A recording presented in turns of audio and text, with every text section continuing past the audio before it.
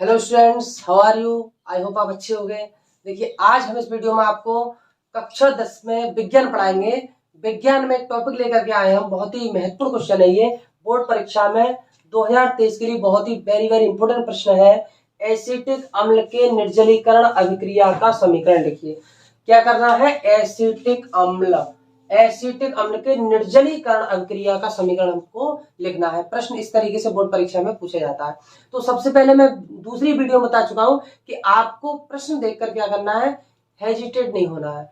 सिर्फ क्वेश्चन को देख लीजिए। क्या पूछ रहा है क्वेश्चन कि एसिटिक अम्ल के निर्जलीकरण अभिक्रिया का समीकरण लिखिए। तो इसका आंसर हम किस प्रकार से देंगे?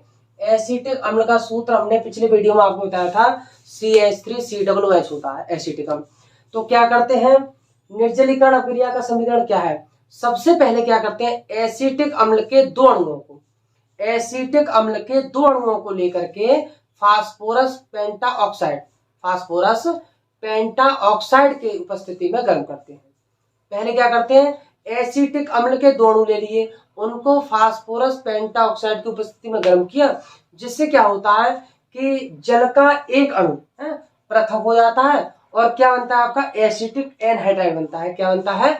एसिटिक एनहाइड्राइड प्राप्त होता है। तो यही चीज लिख देनी है हमें। देखो, जब इस तरीके से लिखो आप, जब एसिटिक अम्ल के दो अणुओं को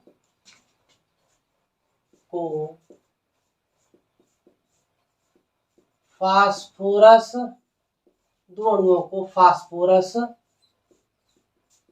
पेंटाऑक्साइड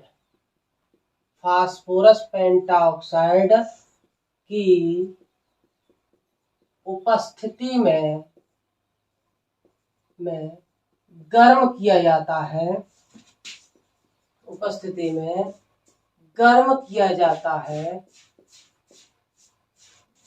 तब उसमें से जल का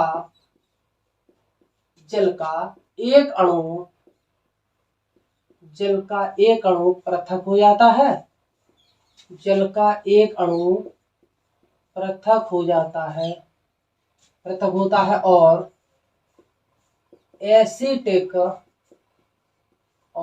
एसिटिक एनहाइड्राइड प्राप्त होता है।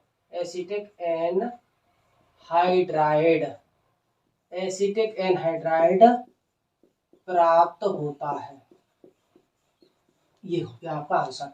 जब एसिटिक अम्ल के दो अणुओं को फास्फोरस पेंटाऑक्साइड की उपस्थिति में गर्म किया जाता है, करते हैं, तब उसमें से जल का एक अणु पृथक हो जाता है। तो सबसे पहले क्या करना है, समीकरण लिखेंगे। एसिटिक अम्ल के दो अणु लेंगे। एसिटिक अम्ल का सूत्र आपको बताया था मैंने, CH3COOH। यहाँ पे CH3COOH, ये एसिटिक अम्ल के दो अणु हो गए। CH3COOH एसिटिक अम्ल का सूत्र होता है। CH3COOH ये किसका सूत्र है? एसिटिक अम्ल का सूत्र है। इसको किसकी उपस्थिति में गर्म करते हैं? P2O5। क्या नाम है? Phosphorus pentoxide. एसिटिक अम्ल के दो अणुओं को फास्फोरस पेंटाऑक्साइड की उपस्थिति में गर्म करते हैं, फिर क्या होता है? तब उसमें से जल का एक अणु पृथक हो जाता है। क्या हो जाता है? जल का एक अणु पृथक। तो प्लस लगा के यहाँ आप H2 अलग कर लिया हमने, ठीक है। जल का एक अणु पृथक हो जाता है और क्या प्राप्त होता है? एसिटिक एनहाइड्राइड प्राप्त होता है। देखो, तो यहां से हमने मान लीजिए, देखो, H2O निकाला है। कैसे निकाला है? H यहां से और OH यहां से, ठीक है। H यहां से, H ये और H ये कितने हो गए? H2 और एक ऑक्सीजन का O। तो ये चीज हमने निकाल दी। समझाने के लिए मैंने आपको इस तरीके से लिख दिया है, इस तरीके से ये हमने निकाल दिया। अब क्या बचा? जो बचा वो लिखेंगे। क्या बचता है? देखो, यहाँ से CH3CO बचा, तो यहाँ CH3CO, ठीक है। CH3CO ये बच गया। अब यहाँ देखो CH3CO। अब ये ऑक्सीजन बाद में लिखेंगे, पहले ये इस तरीके से लिख देंगे CH3CO, ठीक। अब क्या करते हैं, इस तरीके से एक ऑक्सीजन जो ये बचा इसको यहाँ लिख देते हैं और ये जो प्राप्त होता है इसका नाम होता है एसिटिक एनहाइड्राइड। तो हम इसका नाम यहाँ लिख देंगे एसिटिक एनहाइड्राइड। आगे समझे सबके? कैसे लिखते हैं?